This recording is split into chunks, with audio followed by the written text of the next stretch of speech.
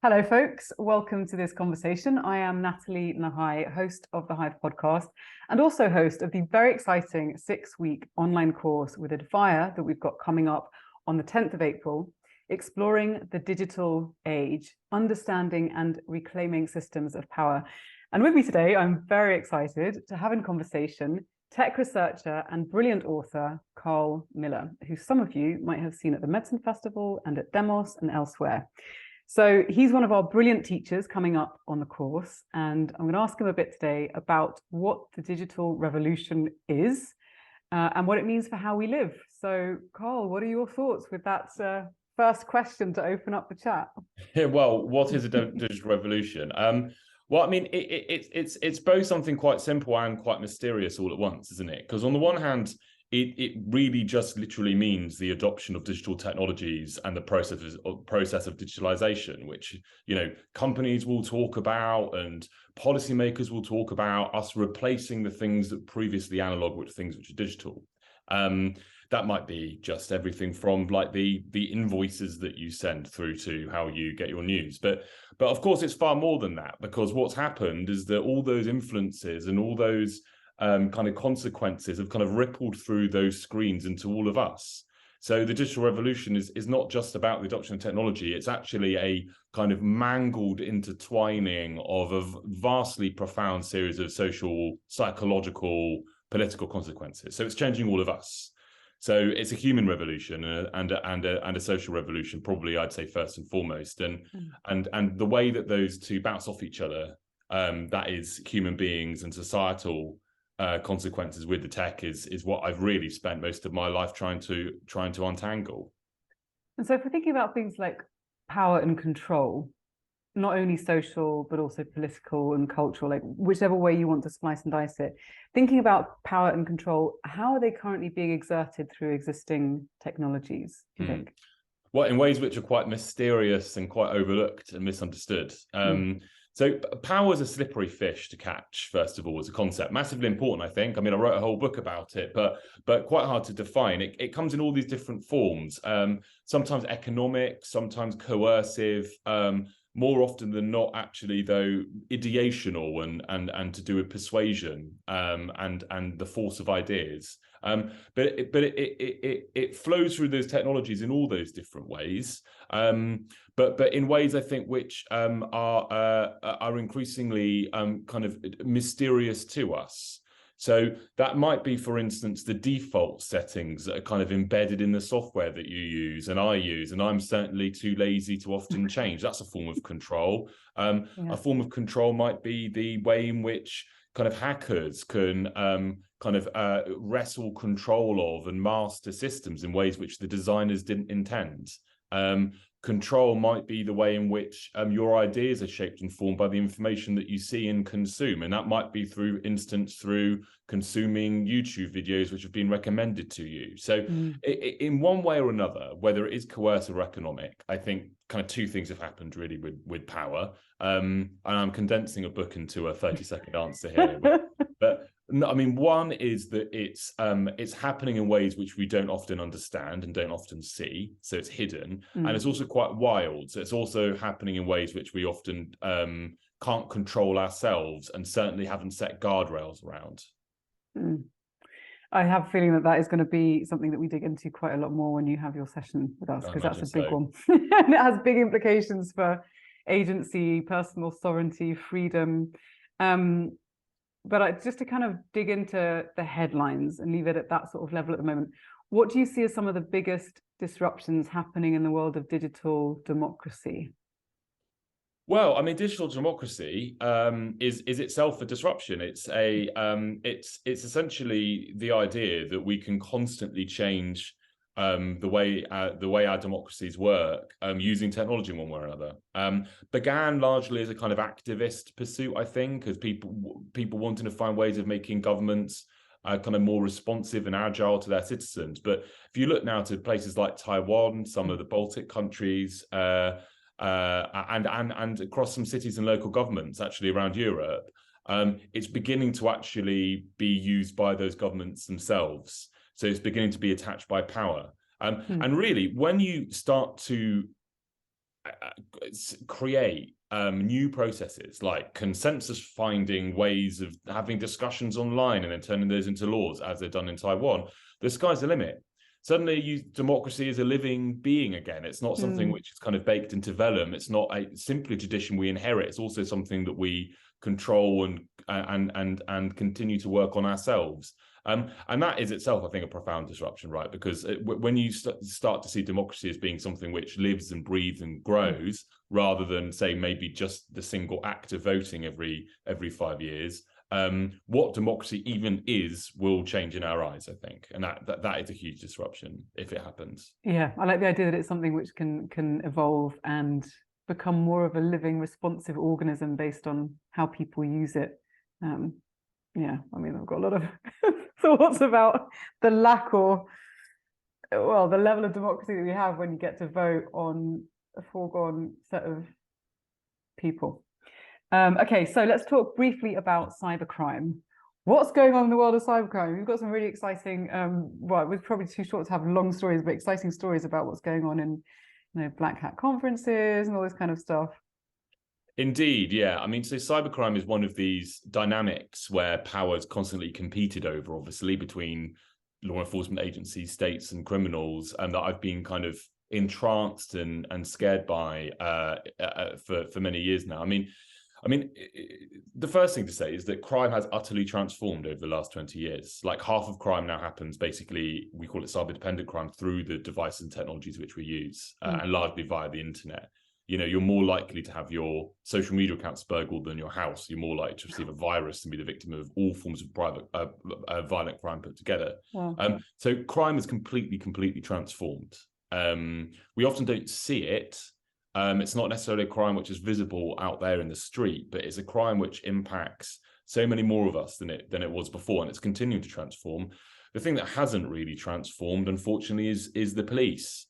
So they have the police are set up, with these extremely geographic centered ways of doing policing. We have 43 different local constabularies across the UK. Oh. Most other European countries are organized on largely the same basis. So the problem, and there is lots of good news stories to do with the digital revolution. This isn't one of those, is that we are living through, in my eyes, one of the most serious crises of law enforcement ever, maybe the most serious one ever.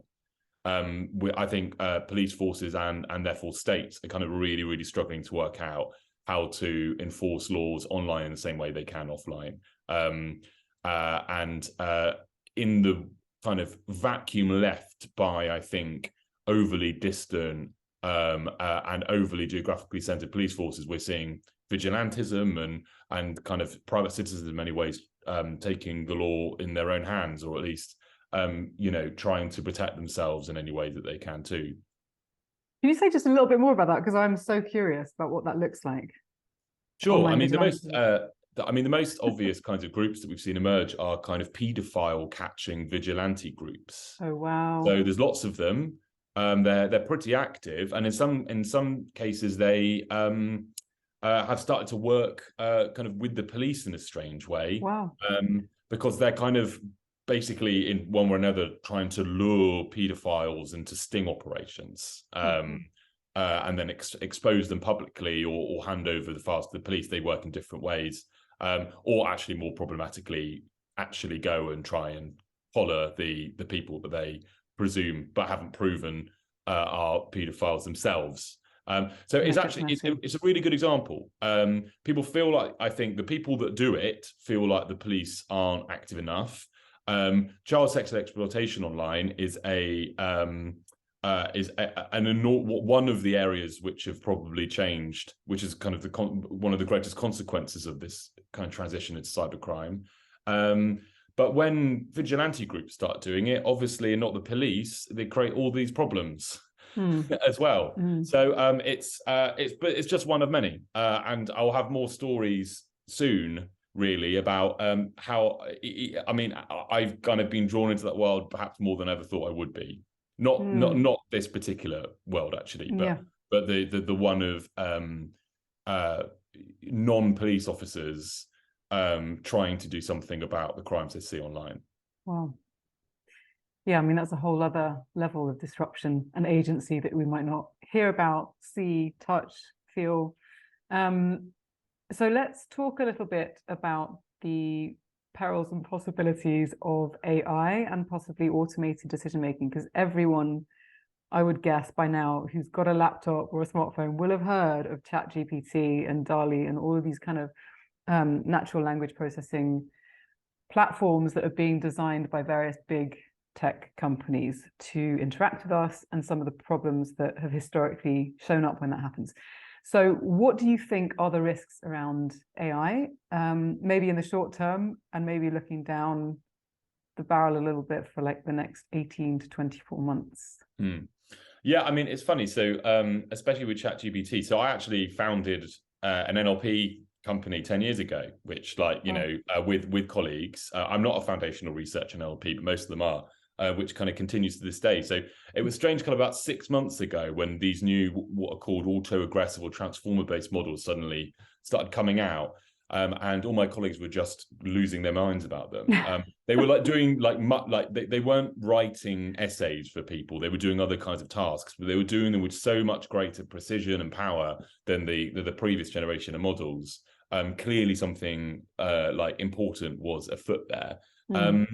The thing that's strange about the use of those kinds of approaches in something like ChatGPT, and I'd say a kind of a whole field of technologies like it, is that we're desperately trying to teach these things how to mimic human behavior. And there's like very strong commercial reasons for that, but that does create a series of problems for us. So once you can, create a robotic simulacrum that can hold a conversation with you. I mean, the other thing that I work on and use NLP to try and solve is information warfare, the way that autocratic states will manipulate our information spaces. Well, what we're beginning to look at is how these kinds of models and technologies will transform that. And that's quite worrying, because suddenly you can have these models which can say, rather than just spam apparent disinfo to you from Russia, we could see operations which would set up and run tens of thousands of direct conversations with people and actually draw people into relationships, draw people into friendships. And for those of us, and I know you do, Nathalie, as well, who work on influence and how behavior change works, well, that kind of thing I think is much scarier than some distant voice spamming you information, because we know that influence throws through those kinds of social linkages. Yeah, and it's curious, isn't it? Because one of the things that keeps coming up time and again is the fact that when there have been large breaches in businesses, even considering the tech advancements that we've seen, often it's the social engineering component, the access to someone at the reception, to let someone in, to give them access to certain sort of prohibited areas. So like nice sounds of the sirens in the background here in Barcelona. That it's often the social aspect which is the weak chain. And of course, if we're using technology to create what some people have called synthetic relationships, so between an individual en masse at a massive scale with what we think of as chatbots, but are actually much more complex and nuanced than that. If you're ending up with all these people in synthetic relationships, then the influence that can flow through those channels is going to be very hard to rein back. What do you even think are the possibilities for maybe identifying and or curtailing those sorts of interactions? I was going to say, actually, just before that, the social engineering part of DEF CON, which is this kind of giant melee of hackers that meet in Las Vegas every year, is always my favorite bit. They do kind of elicitation exercises where the kind of best social engineers in the world will kind of be up on the stage and do live calls to say a bank to work out who works across the bank. And like it is crazy how consistently successful they are in doing that kind of stuff, even to employees who have been trained in how to try and identify and be resilient to elicitation exercises. So I love that. To me, that form of hacking humans in a way, is like, it's so much more thrilling or interesting to see than simply trying to say decode secrets buried onto silicon chips. Although that can be quite interesting too. But yes, like, how are we going to defend against it? We don't know. The problem is that there's this kind of constant dualism right now between those of us building methods to try and protect information spaces and those building methods to try and invade and manipulate them. And it's a constant back and forth. We can try and build like models to detect their models. We can try and teach people to be more resilient. Like probably what we really need to start doing, and I think where the conversation is beginning to go, is actually just really targeting the people that do this at scale in the most sophisticated ways. So there are people, there are organizations, there are companies that sell this, and sometimes they freely vend their services. I hope no one listening to this gets any ideas. You know, and operate fairly openly, and they shouldn't and can't. So I think there's going to be some serious thinking that kind of in the months and years ahead about how we start to close those gaps. Those companies shouldn't exist, and they certainly shouldn't be using banks, and they certainly shouldn't be using payment systems and be, you know, part of the kind of polite digital economy. The polite digital economy. I think that's a great rallying cry. You beholden to this. Yeah. Okay. So lots to think about in terms of the ways in which. I think what you're pointing towards in some ways when I hear you talk about this and also about democracy is systemic change, because the systems that we have are too slow. They're not responsive enough. They don't give enough people agency. I mean, that's debatable depending on where you are in the pecking order of power, if you want to give more of the TERFs agency or not. But it seems like a lot of change has to happen. And I guess one of the questions is, where does that change originate? Does it happen to be from the ground up, or is it getting a few people in key positions of power to listen to folks like you who are doing the work kind of at the vanguard of this sort of research and saying, look, really, we need to be aware of and investigating these sorts of things? Well, I think the problem is really that different kinds of systems change at different times, so and at different speeds. So the kind of, you know, you've got kind of systemic change that can happen through technology, which has always been typically quite fast, but then organizational change, say, of the police, which also needs systemic root and branch reform, in my view. There should be one police force responsible for all digital investigations, or like cybercrime investigations in the country. It makes no sense to split that across 43. That happens very slowly. Like we've been seeing, this has been a crisis which has been building up over a decade or more. But absolutely no capacity really from the police or the Home Office to actually make that kind of root and branch reform. It takes a very long time. The one that people worry about kind of more often is around like actually drafting new law to respond to those systemic changes from tech. I think there it's quite clear to legislators and actually to everyone that we're not drafting law quickly enough. And the kinds of laws we therefore have to draft typically have to be these like super open-ended, future-proof things, which you're never going to have to probably redraft in the next lifetime. But also that therefore means that they're so broad that when we look at them and read them, we have no idea how they're actually going to be used.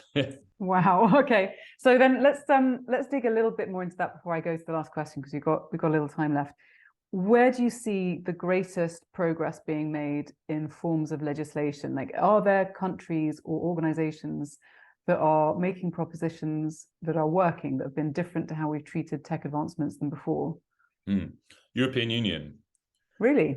Yeah, European Union. I've come back from two different EU events very recently, one in Stockholm, one in Brussels. And they've now knitted together this like actually quite impressive and specific series of legislations to govern digital platforms. Wow.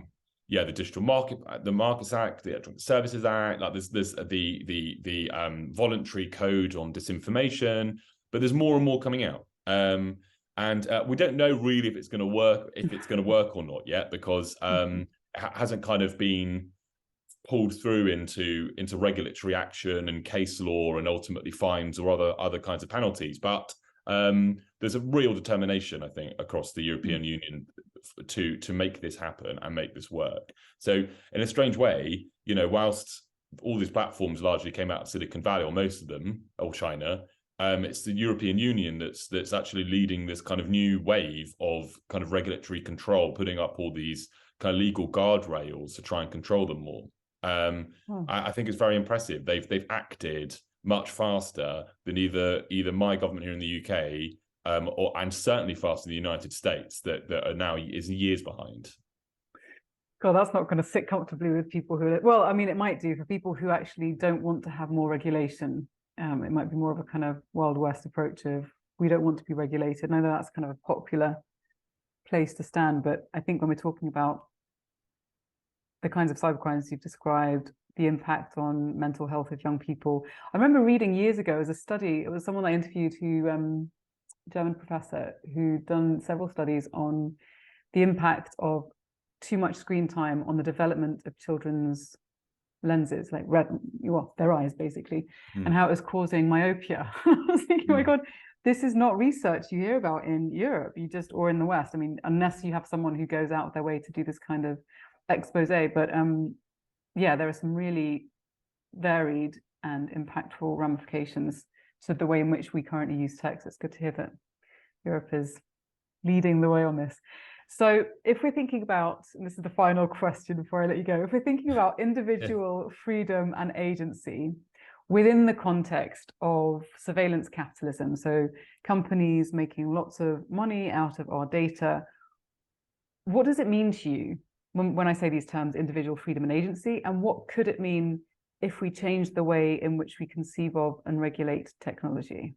Well, I mean, freedom, much like power, important yet very, very thorny idea. I often think that when people say freedom, they kind of mean the capacity to shape their lives in ways that they want. Although, I've always been pretty convinced that systemic and structural factors around us, like whether we like it or not, do an enormous amount of the shaping of our lives. So I've always been slightly hesitant actually to use the word freedom in that kind of sense. We are fabrics and we're knitted out of the fabrics of our society and everyone that we know. But I think in a very specific sense in surveillance capitalism, I do think it at least at the outset means knowing kind of what is being done to you and what the costs of that are. And I've got a kind of, I'll tell you a very brief 30-second story where I did an investigation with the BBC actually on surveillance capitalism, where I tried to recreate myself in all the data that was available about me. So I went to basically every company exercising a European law at that point, subject access request it's called, to basically ask for my data back. And all these companies sent me my data back, and there was tons of it. I mean, probably from the floor up to about my waist to my chest. Imprinted out, like reams and reams. And there was 3 different types of it. There was some which was like emails I've sent them, which is fine. I am very much aware that they hold that and that they need to. There was some which was kind of generated by me using their services in ways which was less visible actually. So that might be Uber recording my GPS kind of every couple of seconds. Coordinates. Now, kind of while you're using the app or at any point? Well, it wasn't actually super clear, but a lot. I think there was some background recording. I have to go back, and I don't want Uber to kind of sue me if I'm making wrong kind of claim there. But definitely tons of very, very rich GPS picture, which maybe if I'd stopped to think about it, I would have thought might be recorded, but I hadn't really seen it all in one place. But then there was a third kind of data, which was data generated about the data about me. So this was data that I could have had no idea existed. And this was, for instance, audience segmentations for ad tech. So very much directly the surveillance economy. And this was stuff like what kind of consumer I was. Now, one company had me down as in a consumer bracket called young and struggling. Oh no! Oh, which I mean, that's he has no money. He's not content with his. Well, they made all these inferences. Another one was Mondeo man or something. They came up with slightly offensive audience segmentation. I think that says more about their lack of creativity than you. But I mean, yeah, and they were just garbage, incidentally. So whoever they were selling these to just it just wasn't working. But then there were also ones which were percentage chances, for instance, of me liking gambling or me doing alcohol sales. And actually, that's where I felt like, if we look at gambling, that is something where I think for some people with problematic behavior in gambling, that's where really that's their agency being taken away by compulsions which are formed. And to have organizations making probabilistic guesses as to whether I like gambling, presumably to sell me gambling, is not, I didn't think was okay at all. No. And that's just one like very narrow example where for some people, I think the surveillance economy is all about actually taking agency away, rather than giving it to them. So yes, there we go. And for everyone listening to this, you can go and do this yourself. It's an instruction. I think it's worth us all kind of thinking about how we live out there in data form.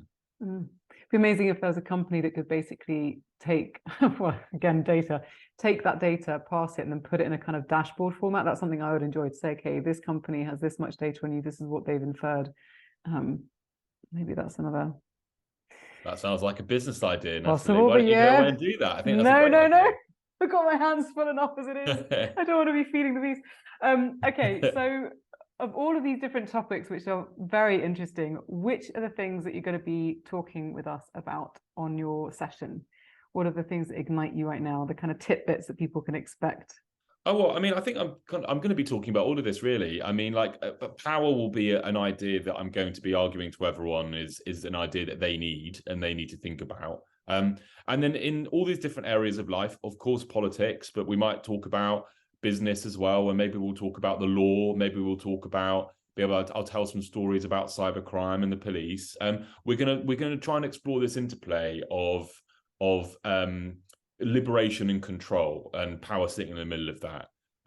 You know, I kind of have long seen both this kind of tremendous onrush of both liberations and controls, both flowing through all those screens to us in the digital age. I think in many ways the digital age is characterized by both of those happening more than they were previously. So it's not going to be either a parade of horrors or wonderfulnesses, but all of those things wrapped up together. And I'll try, I think, to unravel it in a way which gives people a sense of what they can do about it too. Brilliant. And if you've not had the chance to listen to some of Carl's stories, they are absolutely brilliant and kind of gripping your seat, sometimes in horror or amusement kind of stories. Okay, so the course is happening on April the 10th, on Monday, from 5 till 7 p.m. GMT. I'm going to be hosting it. Carl is going to be speaking on it. We've got some amazing speakers, activists, pioneers. And so if you'd like to come, go to digitalage-course.com, digitalage-course.com, and check it out. Come and join us. It's going to be a wild ride, and probably a lot more wild than you might even expect, given the title, Digital Age.